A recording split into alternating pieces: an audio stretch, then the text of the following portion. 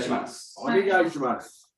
Also, we'll take it gentle to start. Just work with the seitei exercises. So just loosen the spine. Keep the toes down for this one. Toes into the ground. Really releasing through the knees. Drop. So loosen the shoulders and the neck a little bit.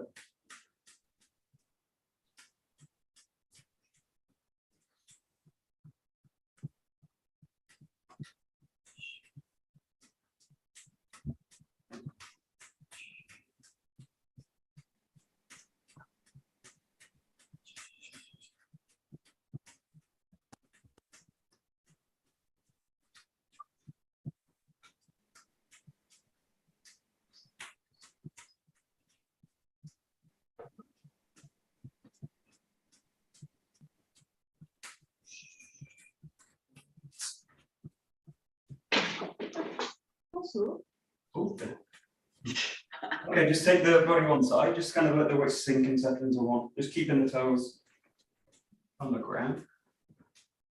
Think about kind of filling and emptying one side of the body basically. Don't kind of drag it down. Open up the side of the body a little bit. Let the weight of the head just sway over. And the arm is heavy.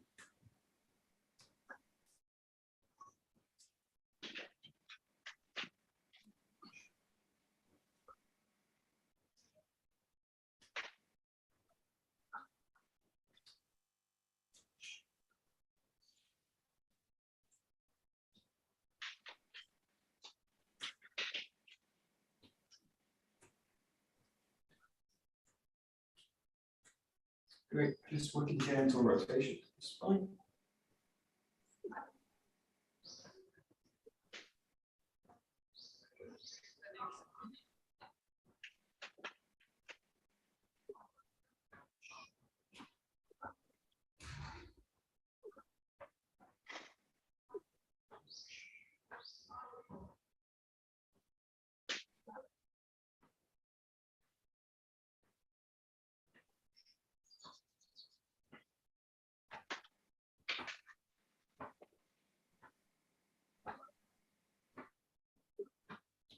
Just working the hips, just think about opening and closing the body. Moving the hips and the pelvis.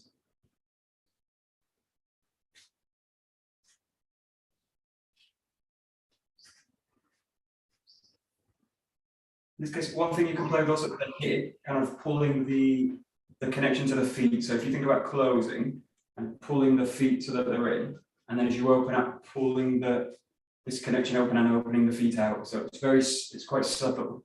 And you want to kind of feel that it's done with the hip rather than the feet kind of doing it. So feel that the hips are kind of pulling the feet closed, and then the hip pulls the feet out, pulls the feet open. And the arms are also kind of following that motion, but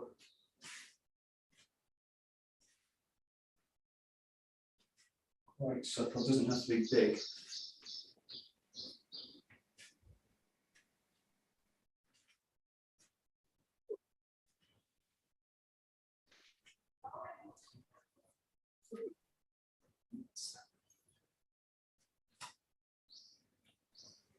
And the last one, nice and gentle, just work with a kind of spiral down. So take the arms down with it, and you just kind of roll. Just take it as far as comfortable with the knees and the hips and the spine. But just let the arms just kind of curl as you drop and lower. Taking the body through a spiral, especially the upper body. Just kind of feel where the arms are in space. Just kind of get a feel for the whole body moving through space. Yeah.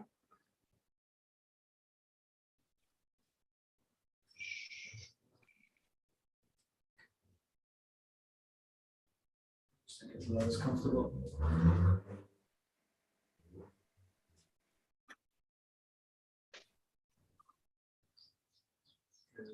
Here we go to the wrist, so just taking the wrists together. Keep the elbows quite close to the body.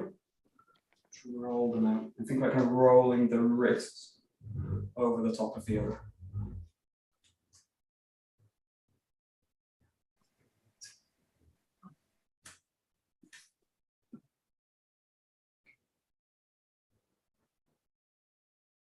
And the other way. A little bit trickier. It's backwards.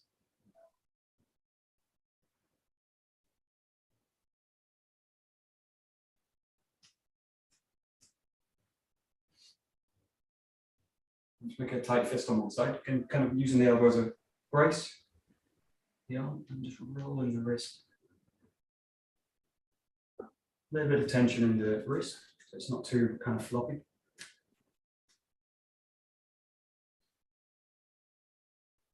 Both ways.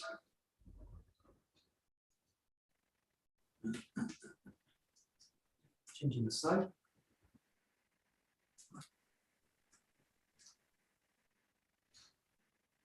And change direction.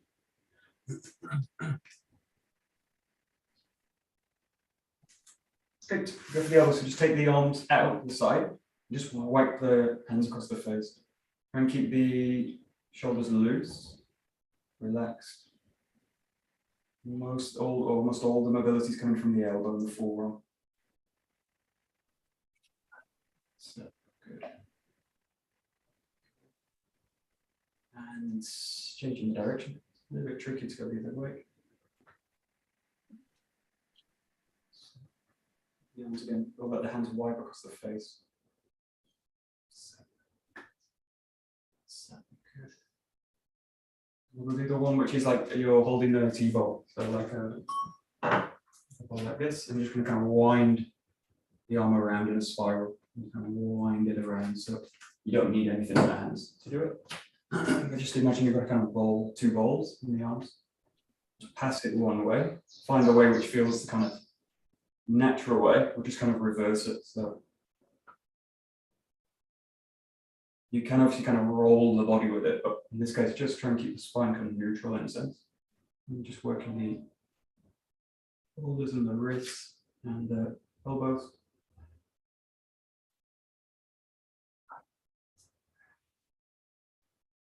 Okay, and then if you've done that way, try the other way. So whichever way you've gone, just go the opposite. Whoa, a little bit trickier. Whoa. Nice one to do. Whoa.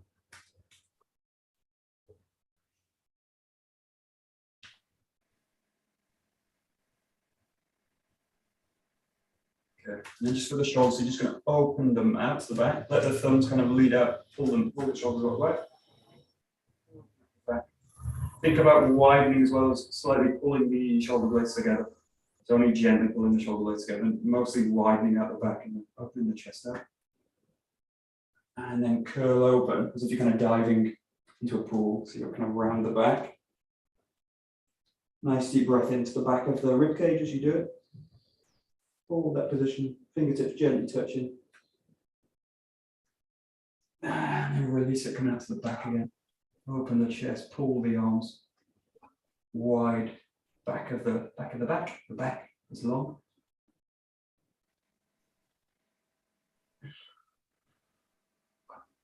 And release forwards, curl the spine.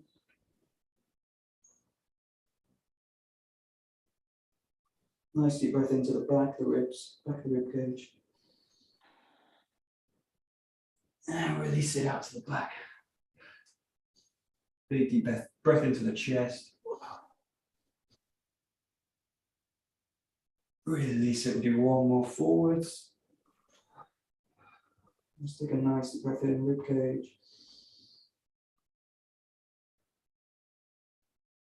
Okay, just release out the shoulders, big circles.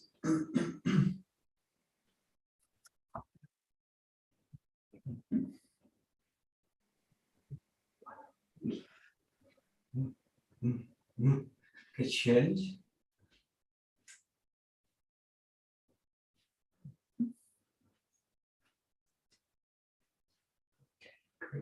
And we'll just do one more, which is a kind of shoulder trace. You're going to use the thumbs just on the, just below the hip bone, the kind of thigh, side of the thigh. So we'll try and do this flowing, but when you try and keep the spine neutral, you trace the thumbs up the body, just past the chest. And this is led by the elbows, because the elbows are going to lead, not like the wrists kind of do it. The elbows lead the movement. And then bring the hands just kind of across the face, the fingers across the face. Let the hands just touch at the back, so just kind of bring the fingertips together at the back. And then we're just going to go from this position. We're going to widen out the elbows, just bring the thumbs to the top of the kind of rotator cuff, this kind of area. Widen out the shoulders from the back. And just gently pull the elbows forward here in this position without trying to round the spine too much. Pull the elbows forward so they go forward at the hands. Great, and then release them back, bring the hands together, the fingers together. And then just going to raise them up with the elbow. So the elbow leads the hands, presses the arms out, just in front of the face, in front of the head. And then pull them back down. Find again the top of the shoulder, and then rotate the elbows back. So the elbows point up, and then press all the way down with the shoulders coming back to the thigh bone. I'll just run through. We'll do this 3 times. We'll just do 2 more. So you run up. Let the elbows kind of lead. They cross, just brush across the face with the fingers. Link the fingers at the back to find that width through the shoulders, and then open the elbows out a little bit more. Thumbs just find the rotator cuff. And then just pulling the elbows forward a little bit gently, not too hard. Pull them back, link the fingers, and then elbows, pull the hands over the top of the head. Imagine like doing a 𝘱𝘰𝘬𝘪𝘩𝘦, pulling them over. Stick them to the top, and then release back down. Let the elbows lead this movement as you find the top. Let the elbows rotate the arms or the hands, and then the elbows push back down. So you're taking the shoulder really through a full range of motion. We'll do the last one, just try and make it a little bit more fluid through it. So you come up into the back. Find the rotator cuff, pull the elbows long and forwards. Bring them back together. Pull the hands up with the elbows. Bring them down. Find the shoulder. Rotate the elbows up. Rest down. Good. And then just loosen up the shoulders a little bit with the hips. Just kind of roll in.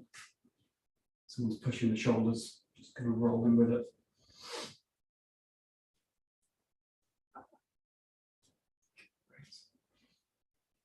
Great. Just roll in the hips a little bit. Sure. Really trying to pass the movement from hip to hip, basically going to the one hip to the other. One.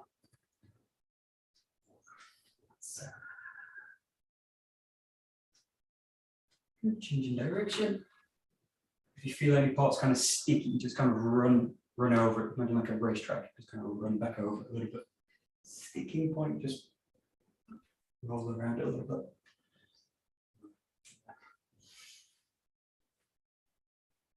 Great. Okay, knees just pointing together. Lightly bend it.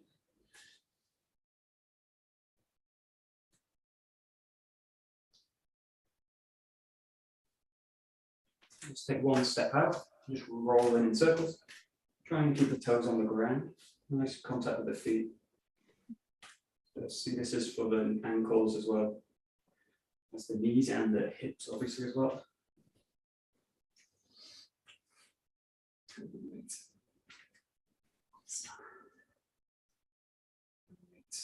And just pull them back.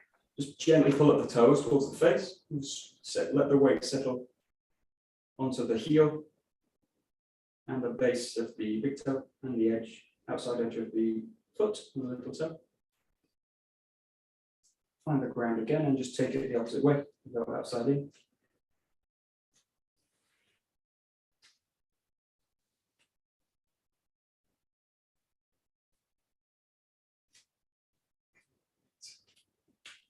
And just one more time, stretching back. Pull the toes up gently towards the face.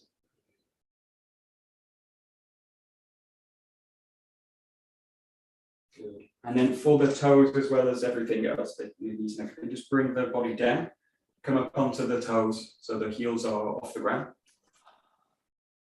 You can put them a little bit closer if you feel kind of comfortable with it. Now just play with the knee movement. So you can, this is for the toes, although we're moving the knee. Think about shifting the weight on the left foot here. So you're going to bring the toe, the knee down to the ground, and you can also pull the knee up. Yeah. So what you're looking for is to stretch the arch of the foot there, and just work one side. Just kind of pull the leg down, pull the knee up. Use the hands as much as you need. Really trying to work the foot and the toes, the outside, or the sole of the foot, basically. Okay, back. There we go. Good. And then just work the other side. Pull the knee up, pull the knee down. Really good if you're going to do any Seiza practice or any Suren-waza, Kangendachi. Good to work the toes a little bit.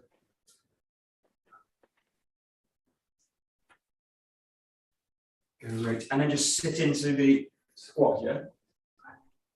Gently just apply some pressure against the legs with the arms.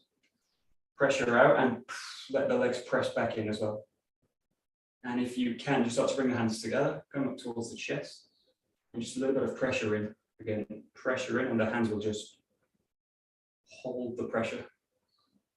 And sit down. Good. Chest nice and big.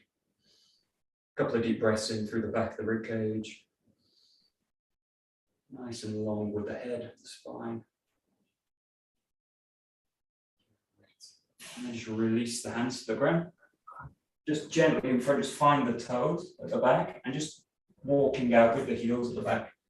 A little bit of pressure out, not too long a stance for the body. Just to kind of loosen out the ankles a little bit on the toes.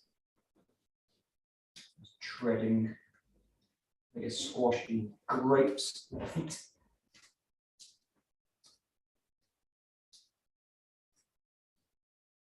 Good. Okay, just pull the arms back towards or the hands towards the feet.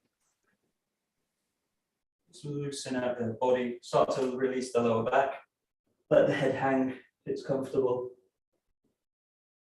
Release the knees as much as you need to. You don't want to feel the hamstring stretching. Just release.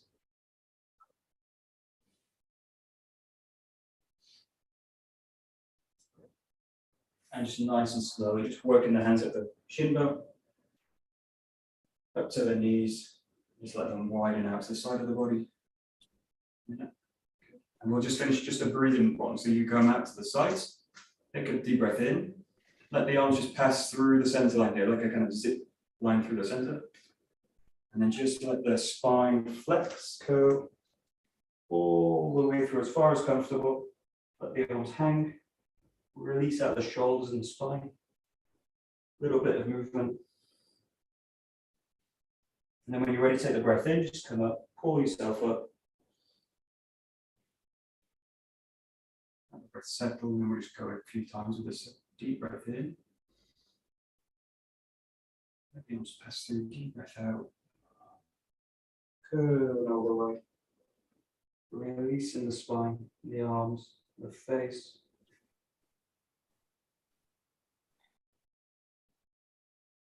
When you're ready to take a deep breath in, you come up. Let it settle. And then one more time.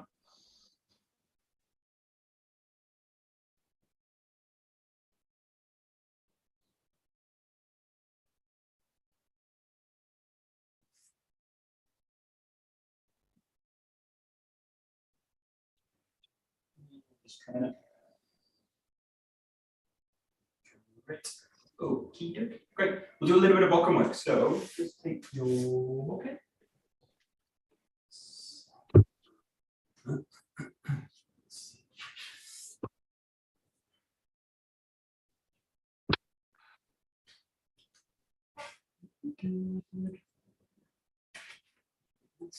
Okay. We'll just start straight in with a little bit of Zengo. So just take your time with it. Find the kamae, just release into the cup. And make this sort of light as possible going over the top in your rotation. Settling the hip into the ground.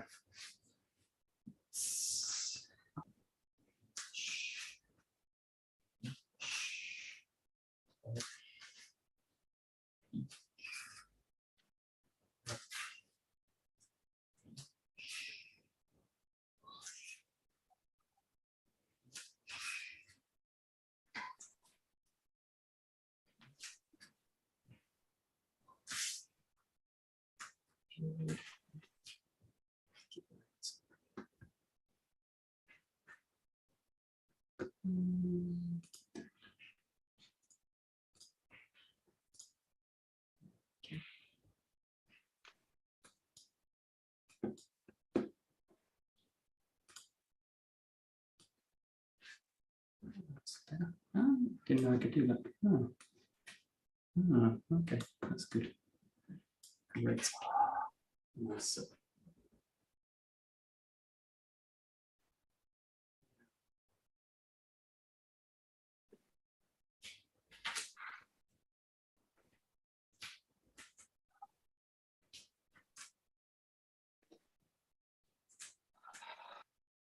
Yeah, good. Okay, perfect. So one teacher used to tell me, he was in England, he used to tell me injuries are gifts all the time. And I always thought, oh, this is such a stupid thing. What a stupid idea, injuries are gifts. Who would wish that? But what he meant by it was it's going to teach you a way to use it. It's going to tell you a lot about your body and how you use it normally, right? And injuries and all this kind of stuff. I mean, we both know this. We all know this. Injuries, and I need to make adaptations and stuff. I don't want to make maladaptations when I've got an injury, right? So I get an acute injury. I want to watch out for like maladapt, which are going to happen, but especially with weapon work, they're going to kind of happen, and I want to be kind of I want to be really aware of them. So just play here, just with like really releasing the sword with it. So just allow there's no stress in the spine at all. And as you go up here, don't worry in this case so much about the rotation work, but just the idea of kind of letting the sword drop on one side. So the right side, and then as you release, left side, and you just want to feel that the sword's really like light in the body. So it's as if I'm kind of, yeah, the feeling, it's like you're taking the sword for a walk in a way. Imagine the sword's like, I think of this, what's this book? The Sorcerer's Apprentice, when he makes the brooms and everything magic, and they do all the cleaning for him. So that the brooms have and the mops have a mind of their own, and they clean the house. So I imagine the sword's got a kind of mind of its own, and I'm kind of following it. So the sword's just kind of doing its thing, and I'm just trying to get the body just behind it in a sense. So it's that feeling like the sword's just kind of floating in the space in a sense, doing its own thing, and I'm trying to add kind of really nothing into it, just that the body's basically behind it. And especially being careful of the body, the kind of stresses on the body, which are good stresses normally. Where with an acute injury, stresses can be terrible. So just watch out for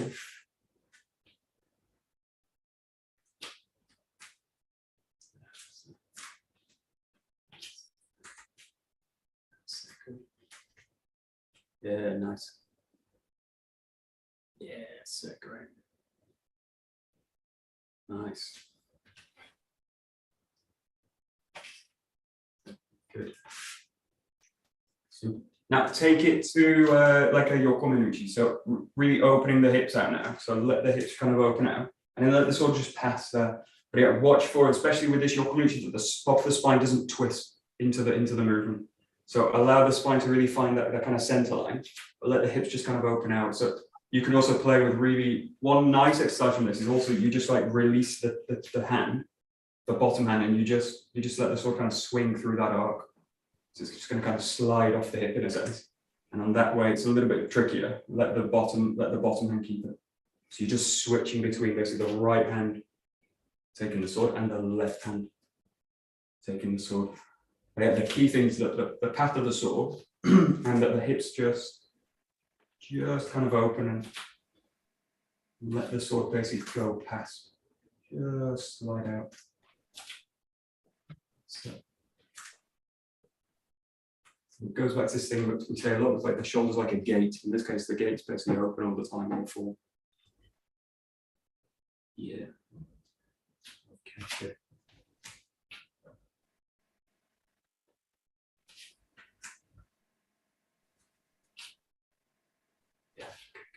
Yeah, now watch for one thing that happens with this, all swinging exercises. The danger is that I swing the core out of the body, but I swing the core out of the ground, right? So not a ball. It's easier to show with a ball. But if you've got like a weight in it, and I do this, the body swings out the ground, right? But the difference between this happening and this happening is really huge, right? So the shoulder stays open, but it doesn't lift the body out of the ground, right? It doesn't kind of twist it up. It doesn't twist the structure out of the ground. So just play within the difference between like that happening, the shoulders that, and where the weight can settle. And somehow the shoulders are going to basically stay open, but stay down also. You're in that kind of position. So the shoulders just basically open, but drained. Goes hunk, clicks out, no. A little bit tricky. It's the difference. It's basically the difference between swinging the joint and carrying the outside, or carrying the sword through the movement. So you can kind of swing it, or you can kind of carry it in a sense. Yes. Yeah. Exactly. Yeah. The heavier bokken. Heavier bokken will help. Will actually really help, right? Because you can't cheat it basically. The thing we're doing a light one is I can really cheat it, and with the heavy one, boom. I imagine, like, I actually got these trainers also got them from this kind of cannonball training, right? They use a cannonball, like a big. It's like Flintstone. You need to get one, dear. You get one. Just call me Captain Caveman. Yeah, we got these clubs like this. They're really useful. They're really great for low ceilings as well, but they're also really great for different kinds of stuff with this club. Captain Okay, let me try the backwards. Okay, great. We'll look at one thing, which is like the release of the grip as well. So it's going to really, it's also shoulder injuries, I know, because I get one all the time. The way I use this grip on the sword will really affect the shoulder, right? Because if I'm tight with the grip and I try and do these kind of yoke movements, the shoulder just like grinds into itself, right? Especially the back of the shoulder here. So play here as you go into the yoke now with the idea that you're kind of releasing the grip in the weapon. In this case, the easiest way to think about it is I release towards the right, kind of right hand releases, and as I release towards the left hand kind of releases. Both arms are kind of releasing, or both hands are releasing on the grip, but one especially really kind of opens. And then again, my goal is to make the sword really light. I don't want the sword to feel kind of heavy, and that it's putting a lot of tension into the shoulders, and that tension is going to transfer into the spine. So allow the sword to be super light. And that kind of feeling comes in the kind of softness in the hands. It's a bit like when you first start Aikido and you do a lot of 𝗧𝗞𝗏 work, you get a lot of these calluses in the hands, right? Actually, I've still got quite a few calluses. But you get like really callousy hands, right? Because you're used to gripping and people are powering. And slowly over time, hopefully, those calluses start to like drop away. But from the hand, maybe. I just tried to quite a few.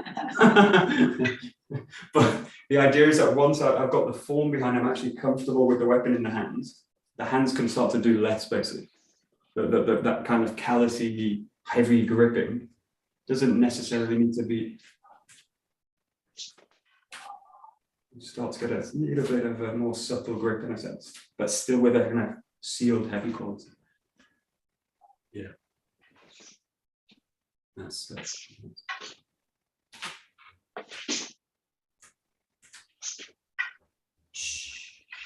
and then just take it to a little bit with number 6. So just kind of free with it. Just play with it, 𝘥𝘠𝘠𝗡𝗡, and then releasing into the ski. And into the other side, 𝘥𝘠𝘠𝘡, and then releasing into the ski. 𝘥𝘠𝘠𝘡, and release into the ski. Unfortunately, I have to go, guys. Yeah, do it. Yeah, great. I forgot you were going. Thank you so much, guys, gentlemen. Bye-bye. See you on Friday. Have fun. Friday. Bye-bye. Take care of yourself. Yes, I will. Great. Okay, great. Oh, I've got a big Adrian now. Big. Yeah. Okay, great. I just realized after all this time, I've got a feature on Zoom where I can actually see everyone bigger. Okay, good. So we'll continue with this. Just keep flowing with this kind of 𝘥𝘠𝘠𝘡. Just follow with the ski work there. So it's the bar.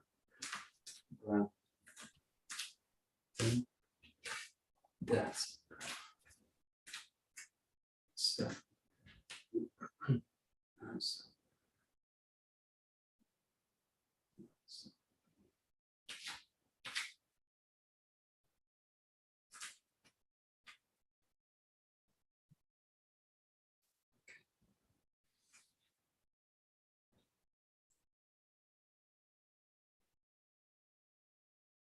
That's good.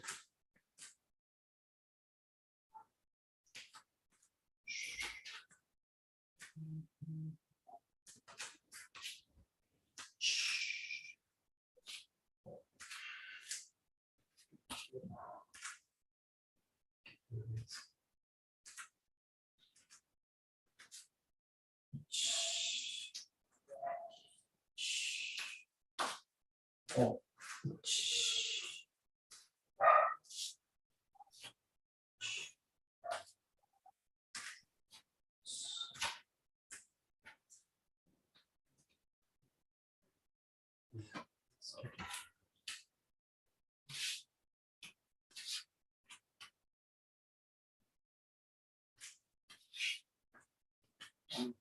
Great.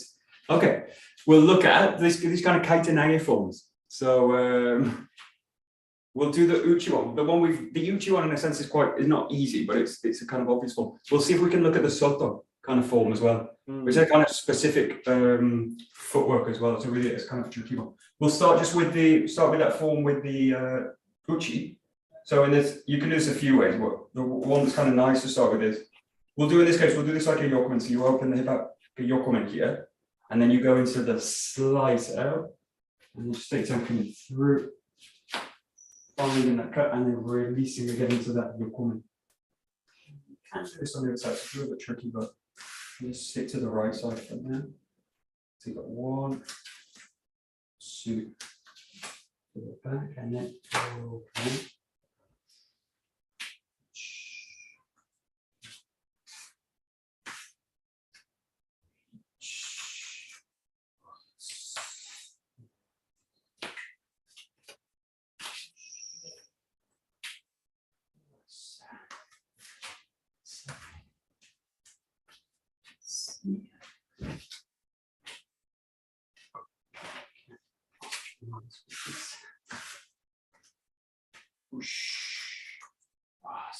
Yeah, much tricky. Yeah, okay, great.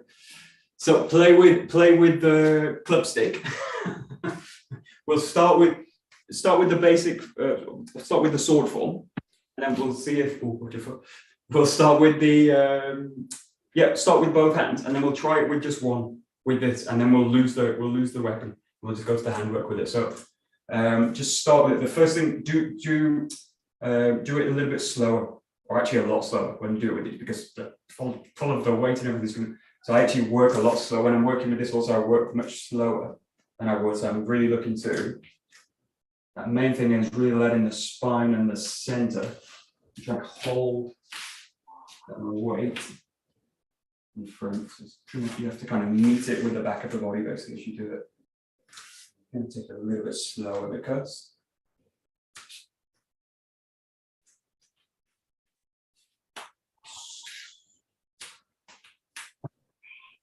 Yeah.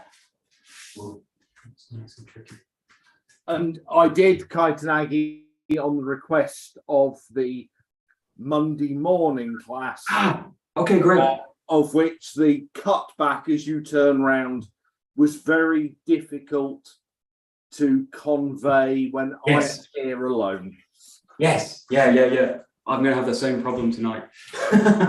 Yeah. I'm alone. So that movement's actually really tricky. That's really sort of there.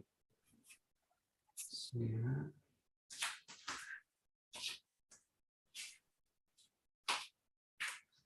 Yeah. So there's two ways you can look at that movement. You can look at it as like a kokkinagi backwards, like into them. You can also, if you get that, it's in a way it's a more advanced form of the movement. Whereas if you like come through and I've got that connection and I can use it to cut them forward. So we say also with the 𝘰𝘬𝘦, what we don't do is like cut forward with the arm at the same time as cutting back, right? Because that creates this kind of split and you lose the grip. But what you can do is cut forward with the whole body, right? So you can also think about as you go into this movement, like I've got that connection, and now I can roll forward with it, but it needs to be the whole body doing it. So if you think about that connection work as I go through, I've got that. If this is empty, then obviously you just take the whole body back. If you meet a sense that there's something behind it with the person, then I kind of roll through it. That's like one of these classic 𝘥𝘰𝘦𝘴s that you can see, which it's one of those that looks like it doesn't work at all. Yeah, the person's just going with it, but it works if the person's actually trying to protect themselves. Yeah. They protect, and then I roll the hip back. And you see the sensei do this all the time. He like asks for the attack, and the hand's going towards the face. The person pushes, and then he drops them into the ground by like cutting them forward. So you see a lot of the time, like when he's doing these in these like big wild demonstrations, he's got like �𝘰𝘪𝘩 attacking him and everyone's attacking him, and he's doing these like wah, wah, wah. And he's really working like some kind of 𝘥𝘰𝘦𝘴, 𝘰𝑗𝑡𝑒 variations basically, which are basically like cutting towards the person and using that resistance that they give him against them basically, which is a kind of really classic idea. So I just play with it like that kind of feeling. It should give me the ability to have the sense that I can just roll the body forward. And also in the case of the 𝘰𝑗𝑡𝑒, you can roll it back, roll forward with that and step up. Just play a little bit with the body work. Yes, nice. That's it. It's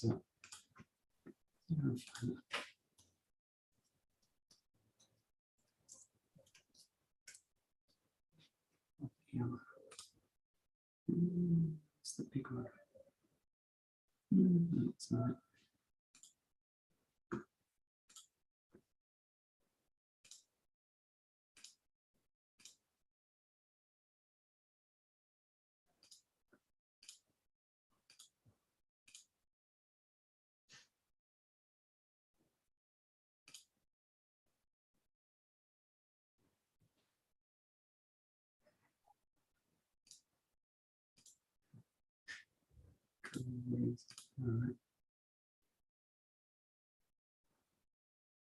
Oh, this is a great one. This is neat.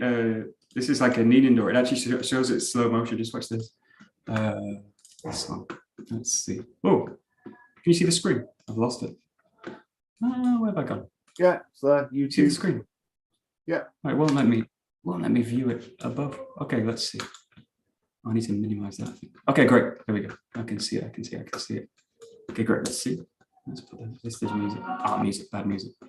It shows a slow kneading door. It's the next one. I think. Okay. Like slow motion, but watch. I think it's this one. That connection there.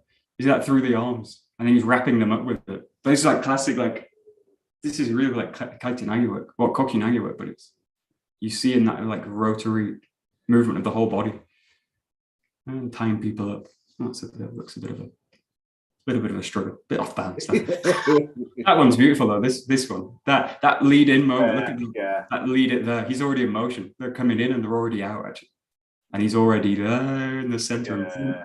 He's gone. He's slipped out. But that's like a classic 𝘰𝑗𝑡𝑒 rotary movement, windmilling from a stable core. That's great. I've never actually seen that one before. No, great. Okay, great. Well, look at it now with just play with one arm. See, look at that 𝘰𝑗𝑡𝑒 work, that sense of extension out, and it's a little bit like doing that kind of speed that on that film. So you just get the sense that you just kind of meet the sword out, and then just take it into that kind of slice work. So you've got the slice, the roll, that extension here. You've got a lot of weight in the arm here. Try and meet it, and then roll it back with it. Down with it like you would in the 𝘰𝑗𝑡𝑒. But also play with that sense that you can also take that into a 𝘥𝘰𝑦𝑡𝑒, which will be to like roll it back or roll the whole body forward with it. That sense that you're able to control the center line of the body, hopefully, and get some kind of the image in it. And then when I look at like Go-sensei, it looks at this kind of like a revolving door in a sense. So he's got like a very stable axis of the body, and the arms are kind of like boom, like a spinning door basically. The people are coming in and they're basically being spun out, in and out basically. He's absorbing them in and he's absorbing them out in both cases actually. Sometimes he's wrapping them in, sometimes he's kind of letting them spin out. That's a real nice kind of image in a sense.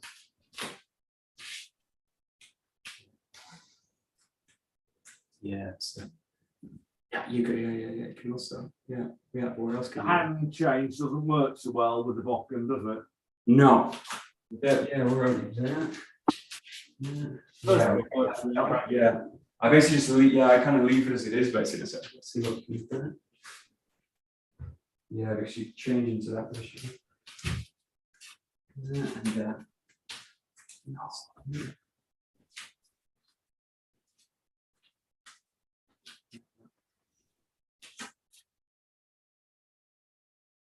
well, actually, one of the exercises I do a lot with this bokken, whatever you call it, a bokken, 𝘧𝗞𝗞𝗘𝗠𝗨𝗦𝗨 𝗔𝗜𝗞𝗞𝗜𝗏. It sounds as Spanish, 𝘧𝗞𝗏𝗏𝗏. It's like a little 𝘧𝗞𝗏𝗏. But one of the ones that I do a lot is like this kind of motion.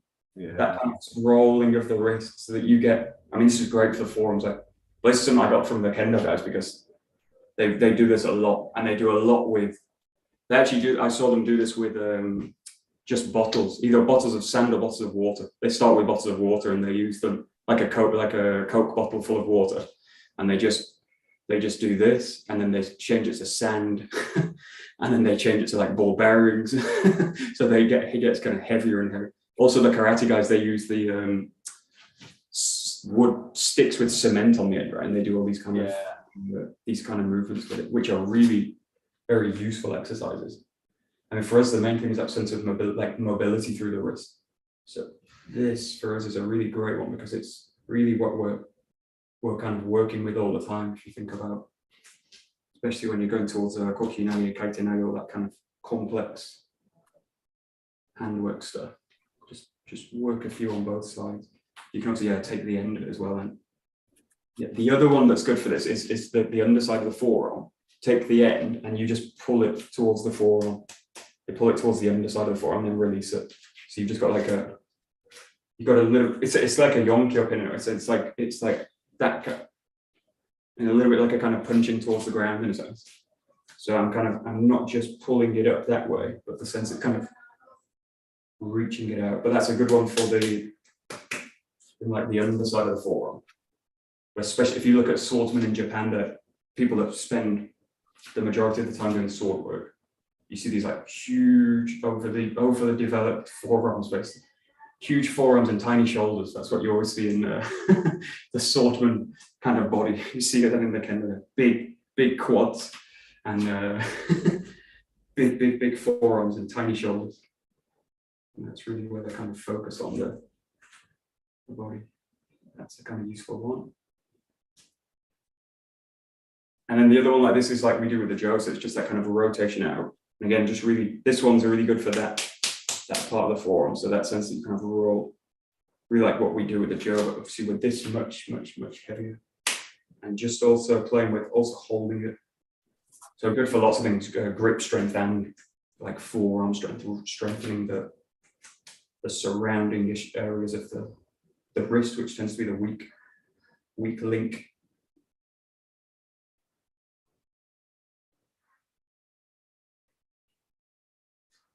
And there's a few on the other side. Let's see if we can go to there. Let's see if we can also take this to the soto. So, okay, let's see. Go back to the bokken. We'll just see if we can go like into this kind of stuff. Let's see. We go. Yeah. Right. So the soto has a similar beginning in the sense that you still get that cut out. Tends to be a little bit lower because I'm not going to go under the arm. I want to be a little bit more out this way. And then the key thing with this is that the elbow basically rolls down. So it's a good one to do this way. Just don't think. Let's see. We'll do that way.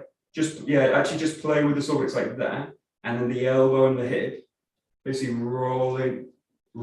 And the key move with the soto in a sense is that I find the rotation again and I cut through it.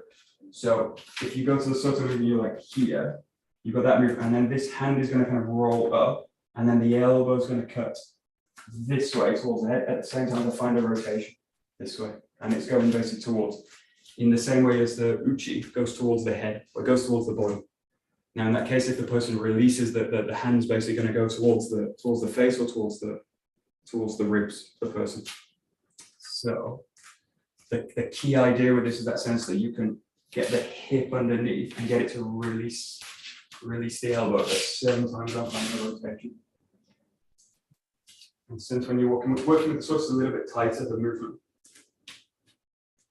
That kind of feeling. You got that, you got that, and you got that. Yeah, that's actually movement. That's a tricky movement. That. That. Yeah. Yeah, so the tendency with a soto is to cut one movement out of it. Now, that happens in the end when you go to like working with a strike. If you work, soto is a classic one which comes from a punch, and you kind of roll down, and then you just roll, collect, and you find your way in. Now, if you go to the full technique for all of the full, stop. You go for the full basic technique of soto, you're coming out here, and then you're rolling the hip through. You find one rotation, and then a step back, and then a step through. So it's actually got a lot of footwork in a sense, the basic form. You've got one, you've got a rotation out, and then you've got a step back. So it actually has the same amount of footwork as the uchi, and then it gets cut down later in a sense when you put it into flow, when you put it into application. So just look at the movement a little bit, just to get the sense. But that key connection is like the hip and the elbow again. Hip drops, elbow drops. Really, if you think about that, it's an extension of what we do with Ormerod Kokyuho. So that sense hip, elbow drop, and then rolling in. Now it's that same connection with that, and then this drops, hip drops underneath, and it's a really tricky one because you're rolling underneath and finding a rotation, and then finding, and then stepping through. Actually, one of the really trickier techniques in a sense to do well. To do. So when you're going to the outside, yeah. And we're actually doing this on Monday. Okay, good. There, say if you've got a Minatsky, you're taking it out. Yeah.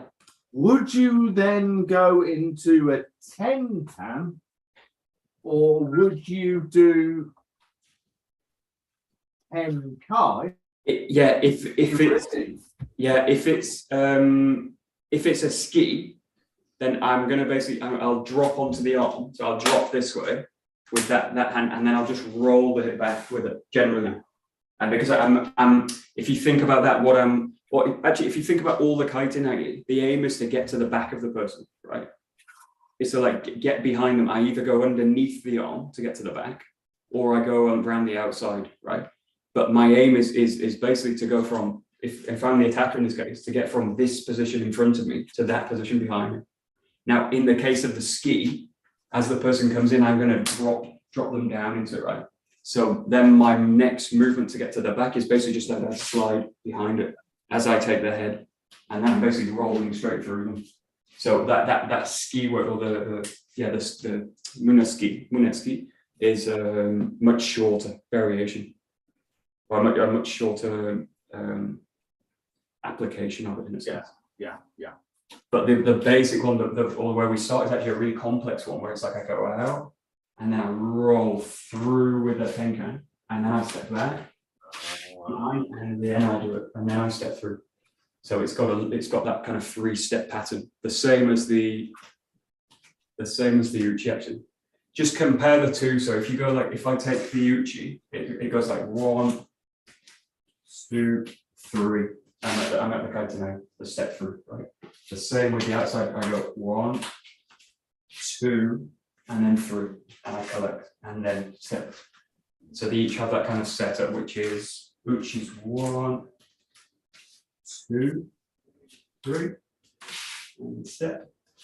And soto is 1, 2, 3, boom, and then the step. So they actually contain the same quantity of footwork. Quantity of footwork? Is that the right way to say it?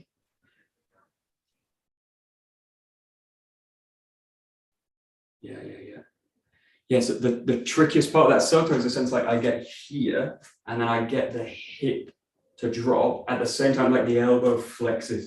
It's a really Yeah, a very easy connection to, especially when you're working with a partner, because if I don't hinge the elbow, let's say, if I don't hinge the elbow as I do it, let's try don't hinge the elbow.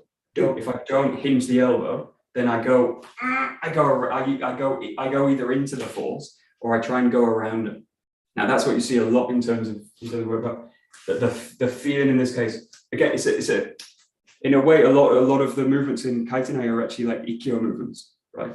So if you think about the movement I make for Ikkyo, where I go out and then I roll the elbow underneath, and now my fingers are cut towards the person this way.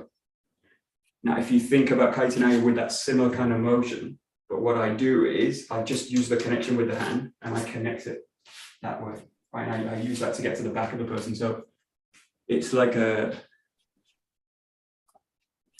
would you say? It's in a sense like the Kaitenai is a kind of step between the control work and the Kokyu-nage techniques, where I've got very little, I've got hardly any control of the person. Like Kaitenai, at least I come at the end and I take the arm and I control them. Like Kokyu-nage work, it just tends to be just that I'm projecting with the arms rather than have any. I generally don't have a grip generally in the Kokyu-nage, although the beginning basic ones do have grips. So tricky area actually. Tricky area. But it is an interesting point if you think about the Nagi-waza core techniques of Yes. Pedagaish, Yes. Nagi, Irimi-nagi, where you have the head Yes. secured to your chest effectively, and you are Yeah. using your body. Yeah. They are all actually very closely connected. Whereas when you say, as you say, if you go to Kokanagi, whatever you are doing, Yeah. I mean, in a sense, like Kokyu-nage, like, I mean, if you're going to look at like Oyowaza and all this kind of stuff, like application stuff, most of it's Kokyu-nage work, right? Which it attends to the application of them where I'm going to strike the person, right? yeah, Generally speaking, like a lot of the Kokyu-nage, the application of them is I just like, either I'm using the elbow into the head or I'm doing something where I'm actually using an atemi point with them. But the way we train the Kokyu-nage is like just with that contact point, right? Now, Kaitenai is in a sense like, it's in a way like, it's got parts of the Nagi-waza and parts of the Kokyu work. Now, all techniques do in a sense, but it's specific enough to be its own technique, right, or its own set of techniques, rather than it's like it is a Kokyu-nage, it's a Kaitenai, right? There's a kind of specific pattern to it, in a sense, and it finishes with a control, right? The end is basically to control. So it's got a different kind of intention than the Kokyu-nage, which is generally generally work in projections, right? Or generally like I'm just going to kind of drop the person with minimal contact or with minimal control, right? Which is what you want with application, but I don't want to be holding on to the guy, right? In terms of an application, like someone's coming at me in the street, do I really want to control them? I'm not free. I know, I just want to drop them in the ground and then I'm free, right? So I'm not trapped by the person. So that's another story. That's another story. Okay, great. That was totally clear. Kaitenai, difficult to do so, especially this circle. Anyway, right. Great. Domo arigato gozaimasu. Domo, arigatou gozaimashita. Oh, Thank you very much. very good. Disappearing into the background.